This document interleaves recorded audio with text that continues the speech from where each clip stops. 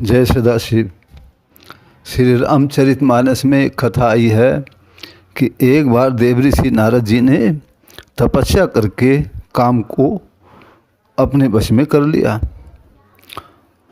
तब इस बात को बताने के लिए वो शंकर जी के पास पहुँचे कि मैंने अपनी तपस्या से काम क्रोध को अपने वश में कर लिया है। तब शंकर जी ने कहा कि आप इस बात को विष्णु जी से मत बताना। लेकिन नारद जी ने, जिनको घमंड हो गया था अपनी तपस्या पर, यह जानकर कि शिव मेरा हित नहीं चाहते हैं, मुझको आगे बढ़ता हुआ नहीं देखना चाहते हैं, विष्णु भगवान के पास पहुँचे और उन्होंने विष्णु भगवान से भी यह बात कह डाली कि मैंने अपनी तपस्या से काम क्रोध को वश में कर लिया है। लेकिन वो मूल बात नहीं जानते थे। जिस स्थान पर नारद जी ने तपस्या की थी, उस स्थान को काम के प्रभाव से शून्य होने का वर शिव जी ने पहले ही दे दिया था। अब चूंकि विष्णु भगवान के प्रिय भक्त नारद जी हैं, विष्णु भगवान ने विचारा कि मेरे प्रिय भक्त को घमंड हो गया है, अतः मुझे इनका कल्याण करना चाहिए, इनको घमंड से मुक्त करना चाहिए। तब उन्होंने अपनी माया रची और नारद जी जिस रास्ते से वापस जा रहे थे, उस रास्ते में एक श्रीमतीपुरी नाम की नगरी खड़ी कर दी और उसमें विश्वमोहिनी का स्वयंवर रख दिया। नारद जी ने देखा यहाँ पर इस सुंदर नगरी में विश्वमोहिनी का सुंदर स्वयंवर होने वाला है। तब वे उस स्वयंवर में पहुँचे और उन्होंने विश्वमोहिनी के भविष्य के बारे में जानकर यह विचारा कि उनको विश्वमोहिनी की प्राप्ति हो जाए तो वो सर्वश्रेष्ठ बन जाएंगे। तब उन्होंने सोचा कि यदि मैं भगवान विष्णु से उनका स्वरूप मांग लूँगा तो विश्वमोहिनी अवश्य ही मेरे गले में जयमाला डाल देगी।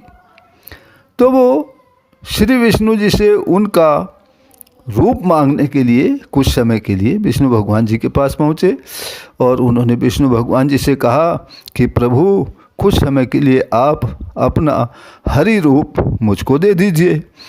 अब हरि चूँकि वानर को भी कहते हैं, विष्णु भगवान ने तथास्तु कह दिया और नारद जी अपना वानर का मुख लेकर के स्वयंवर में जा पहुँचे। अब उनको देखकर सभी स्वयंवर में उपस्थित देवी देवता हंसने लगे। अब जिधर भी विश्वमोहिनी जयमाला लेकर जाएं, नारद जी उनके आगे पहुंच जाएं कूदकर। इस पर सभी उनके हंसी उड़ाने लगे। उसी समय विष्णु भगवान साक्षात प्रकट हुए और विश्वमोहिनी ने उनके गले में जयमाला डाल दी। इस पर नारद जी बहुत क्रुद्ध हुए। उन्होंने सोचा कि विष्णु भगवान ने मेरे साथ छल किया है, मेरे मुंह को मुझे अपना स्वरूप नहीं प्रदान किया। तब उन्होंने जल में जाकर देखा कि उनका मुख तो वानर का है, तो बहुत क्रोधित हुए। अब वो काम के बस में तो पहले ही हो चुके थे, क्योंकि काम का प्रभाव यदि उन पर नहीं होता तो वे स्वयंवर में क्यों जाते। अब उन्होंने क्रोध भी कर डाला और क्रोध में आकर विष्णु भगवान को बहुत अपशब्द कह डाले और उनको स्त्री वियोग में विक्षिप्त सा हो जाने के लिए भी श्राप दे डाला। लेकिन जब उन्हें विष्णु भगवान की माया का पता चला तो उन्हें बड़ा दुख हुआ और उनका मन शांत हुआ। उन्होंने विष्णु भगवान से क्षमा मांगी और कहा, हे प्रभु, मेरे कल्याण के लिए आपने सब यह किया था, अतः मुझे माफ़ कर दीजिए, मैंने क्रोधवश आपको श्राप दे दिया है। अतः मुझे क्षमा कर दीजिए इस घोर पाप से। तब विष्णु भगवान ने जो बात नारद जी को बताई पाप मुक्त होने के लिए, वह सुनने योग्य है।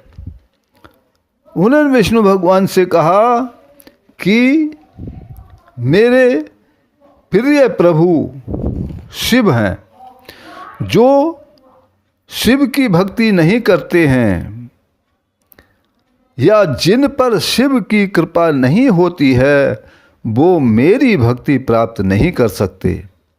अतः आप शिव सतनाम का जप कीजिए और शिव को प्रसन्न कीजिए, तब आप मेरी भक्ति प्राप्त कर सकते हैं।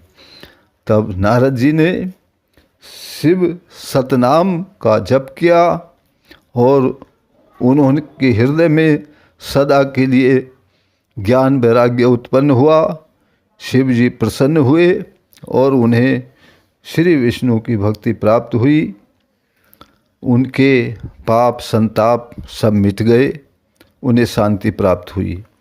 अतः जो भी शिव भक्त या जो भी व्यक्ति पाप मुक्ति चाहते हैं, पाप संताप से को मिटाना चाहते हैं, अपने ज्ञान वैराग्य को प्राप्त करना चाहते हैं, जीवन में शांति चाहते हैं, शिव की कृपा प्राप्त करना चाहते हैं, राम जी की कृपा प्राप्त करना चाहते हैं, वो अपनी शिव आराधना में या भगवत आराधना में शिव सतनाम का पाठ अवश्य करें।